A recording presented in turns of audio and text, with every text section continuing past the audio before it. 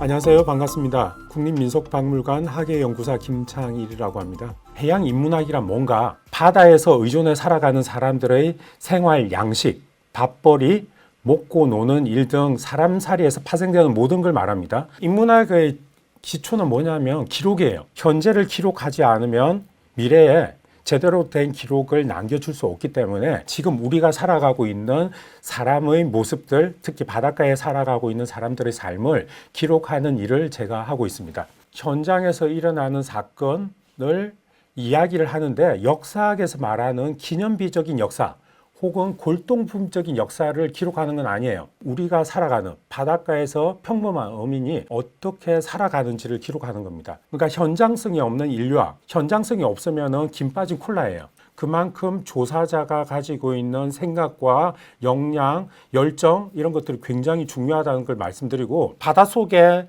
우통을 벗고 있는 게 저예요. 이게 뭐냐면 처음에 조사자가 마을에 들어가서 카메라하고 수첩을 들고 기록하면 반감이 들어요. 물질할 때 가장 어려워하는 게 70대, 80대이기 때문에 태양 망사리 하나가 60kg, 70kg예요. 저거 들어주면은 주민들하고 같이 생활하면서 고마운 존재로 혹은 친밀도가 높아지게 하면 조사가 그만큼 쉽다는 겁니다. 본격적으로 부산 해역의 특징에 대해서 말씀드릴게요. 부산 하면은 한국의 바다의 특성 중에서 동해의 특성과 남해의 특성을 같이 가지고 있어요. 이걸 보시면 알 겁니다. 해운대 달맞이 언덕 해월정이라고 있어요. 국립해양조사원에서는 여기를 통해와 남해의 기준점으로 삼습니다. 그리고 문화체육관광부에서는 5, 6도, 부산은 통해와 남해의 특징을 동시에 지니고 있어요. 한류성 물고기도 부산에 있고요. 대구 같은 거. 그 다음에 난류성 물고기도 부산에 살아요. 그래서 부산이 가지고 있는 굉장히 독특한 특징을 가지고 있다. 자, 이제 가덕도와 영도에 대해서 이야기를 할게요. 가덕도가 왜 중요하냐면요. 역사적으로는 군사 요충지였어요. 임진왜란이 터졌을 때 두 번째로 알아차린 게 가덕도 봉수제예요. 그 다음에 가덕진성, 천성진성, 성북외성, 눌차외성, 척화비 다 가덕도에 있어요. 왜요? 길목이 있기 때문에, 바다의 길목이기 때문에 군사 요충지죠. 어선 타고 나가보면 컨테이너도 다니죠. 거제도 하고 다리가 놓여가지고 물류의 중심이죠. 그 다음에 군항과 이런 것들 다니죠. 또 하나는 뭔지 아세요? 물고기의 길목이에요. 부산의 거울, 영도라고 제가 이름을 지었습니다.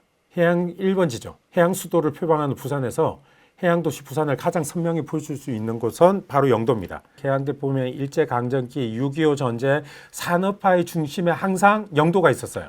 개항기부터. 그래서 이러한 해양도시 부산의 과거와 현재를 명확히 보여주는 게 바로 영도다. 영도는 출향해녀, 제주도 해녀가 지금 3,000명이 채 안 돼요. 근데 동해안과 부산까지 있는 해녀 숫자가 제주도 해녀보다 더 많아요. 육지 해녀라고 하는데 육지 해녀는 3,000명이 좀 넘어요. 육지 해녀의 모태가 어디냐면 영도예요. 근데 제가 동해부터 시작하고 서해, 남해에 있는 모든 해녀들을 다 만나고 조사하고 다 했는데 가장 억센 해녀들이 영도 해녀들. 아침부터 가가지고 물질을 하죠. 근데 오자마자 이렇게 판매를 해요. 다른 데는 이렇게 판매 안 해요. 고등어에 대해서 할게요. 영도와 가덕도에 대해서 간단하게 알아봤는데 이제 부산의 중심지로 넘어올게요. 어디냐 하면은 자갈치와 부산 공동어 시장. 부산 공동어 시장은 다른 것도 다 하지만 고등어 공동어 시장이라고 보시면 돼요. 그래서 고등어 하면은 부산 공동어 시장이다. 그래서 부산의 시어가 뭐예요? 고등어예요. 고갈비라는 용어도 어디서 나왔어요? 고갈비 골목에서 나왔어요. 위화당 백화점 옆 골목으로 가면은 고갈비 골목이 있었죠. 이제는 없어졌어. 12집이 밀집돼 있었는데 지금 한 집 남았어요. 남마담. 거기에 대해서 이야기를 하겠습니다. 그래서 부산은 고등어의 도시다. 고등어는 부산의 물고기라고 저는 늘 이야기하고 다닙니다. 이 고등어는 국내산일까요? 노르웨이산일까요? 요즘은 많이 아는데 도시에서 제가 강의할 때는 모르는 사람들이 굉장히 많아요. 자, 어떤 게 노르웨이산이고 어떤 게 국내산일까요? 꼬리 지느러미 모양도 다르고 다 달라요. 몸통 모양도 달라요. 근데 그것까지 다 알 필요 없어요. 그냥 딱 보면 아는 거야.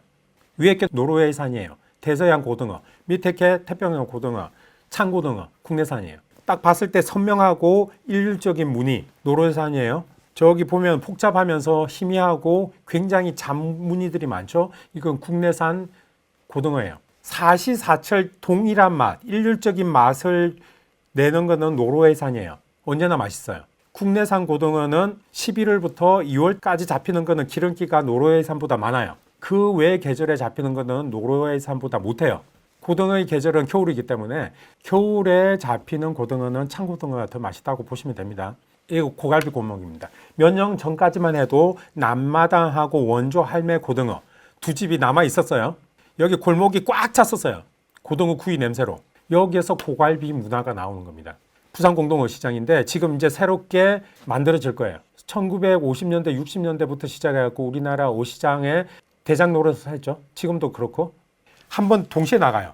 다 들어왔다가 준비 시작하면은 나가는 거예요. 개별적으로 못 나가요. 본인들이 합의했어. 누구나 좋은 의장을 맨날 확보하면 안 되니까 엔진 2개씩 달아요. 빨리 가서 좋은 자리 잡으려고. 장관이야. 이 나가는 거 저 다리. 남항대교에서 위에서 보면요. 장관이에요. 100여 척의 저 대형 선망 어선이 한꺼번에 동시에 출발했고 전속력으로 가는 그 모습은 부산 사람이라면은 한 번쯤은 보시면 좋은데 보기가 어렵죠. 부산 공동어 시장에 모두 대형 선망 어선이 정박한다. 저렇게 정박한 모습이에요. 월명기 보름쯤에는 다 들어와요. 고등어를 유인은 못하니까. 고등어도 오징어처럼 유인을 해야 돼요. 불을 밝혀가지고. 근데 공동어 시장이 문제점이 뭐냐면 바닥 경매를 해요. 바닥 경매를 하니까 좀 비위생적이야. 트럭도 막 들어오고 막 하는 거예요. 그래서 좀 더 최신 시설로 바꾸기 위한 준비를 하고 있는데 진행이 잘 됐다가 또 안 됐다가 지금 왔다 갔다 하고 있어요. 그래서 지금 바닷가에 살아가고 있는 변화를 생생하게 기록하고 훗날 부산 해양 문화의 흔적을 찾아서 헤매지 않는 길은 지금을 기록하는 거예요. 지금. 강화도, 연평도, 가덕도, 영도, 제주도, 남해도 1년씩 살면서 조사하는 이유는 뭐냐?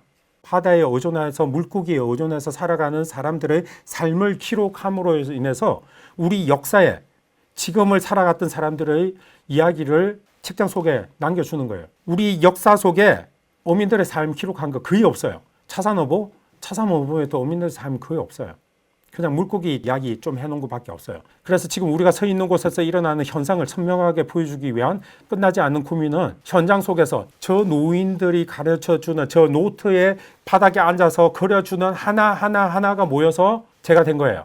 그리고 저 바다는 저 노인이 더 잘 알죠. 제가 아무리 한국의 바다를 돌아다니든 저 강화도 바다에 평생을 살았던 분이 있기 때문에 저런 사람들의 이야기 이런 것들이 모여서 책으로 되는 거죠. 그래서 결국은 가장 중요한 분들이다. 그래서 스승이에요. 현장에서 만나는 모든 사람들은 내 스승이다. 해양 문화를 기록하는 일은 역사의 책장에 흔적을 남기는 일이라는 것들을 말씀드리면서 이것으로 오늘 강의 마치겠습니다. 고맙습니다.